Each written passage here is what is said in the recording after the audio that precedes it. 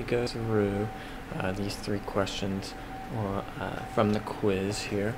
Alright, so for number 7 here, it says, what is the negation? Remember, negation, you're having to either add a not or take away a not, okay?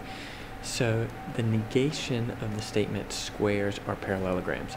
So that basically means that now I'm going to have to say something like squares are not parallelograms.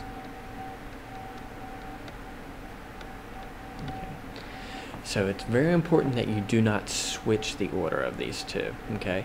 Because I'm not going in reverse and saying, you know what, parallelograms are not squares. That would be switching the order and adding that not in there. Instead, I've got to say squares are not parallelograms, okay? So if you look at this answer, it's saying it's not the case, so it doesn't happen that squares are parallelograms.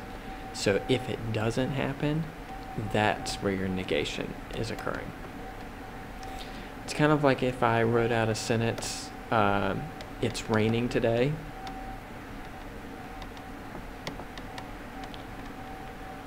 The negation would be, it's not raining today, or it's not the case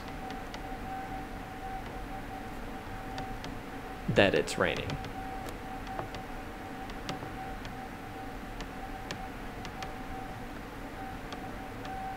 Okay, so pay attention, make sure you're not switching the order of those things as well, okay? So you got to keep squares or parallelograms, but we said it wasn't the case, so that wasn't true that squares are parallelograms, okay? For 18 here, so converse, remember you are changing or switching the order. So that means the x equals 6 needs to switch places with the x squared equals 36. So I've got if, now I've got to switch so that my conclusion is right after the if, then my hypothesis now becomes the conclusion because it's switched spots, x equals 6. So the big thing here was make sure that you're not switching the little pieces inside the hypothesis and the conclusion, okay? So you've still got x squared equals 36, that's like 1 unit, okay? And then the other piece was x equals 6. So these two things in their entirety have to switch, not just the piece on the other side of the equals, okay? For 20, when I say which one is not a good definition, so basically it doesn't work backwards or forwards. The if and only if statement doesn't make sense both ways, okay?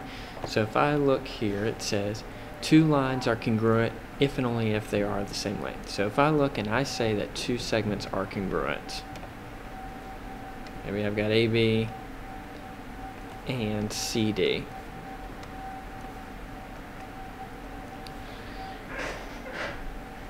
When I say that they're congruent and I'm talking about segments, I'm talking about if you were to take a ruler and measure them, they're going to have equal measures, okay? So if I say that they are congruent, then I can say they're equal. Alright, so that kind of works forwards way. Now I need to check, does it also work backwards? So if I were to measure these, and let's say they're both like 5 centimeters. Since they measure the same thing, remember they have to be congruent as well. There's no way that these can both be 5 centimeters and not be congruent, okay? So that is a good definition. They want a kind of a counterexample here. So if I look at the next one, it says two figures are congruent if and only if their areas are equal. So let's first draw two figures. I'm just going to draw a rectangle here. Just give me any numbers. And if they're congruent figures, that means everything's got to match between the two. So if I were to find the area of two congruent figures, the area should be the same. So forwards, this one works. Now I'm going to try it backwards. So let's say I had two things that had equal area. So I've got this one, maybe is 30. This one, the area is also 30. That doesn't mean that these are congruent, because I can have maybe 5 by 6 for this rectangle. I could have had 2 by 15, so the rectangles are not congruent.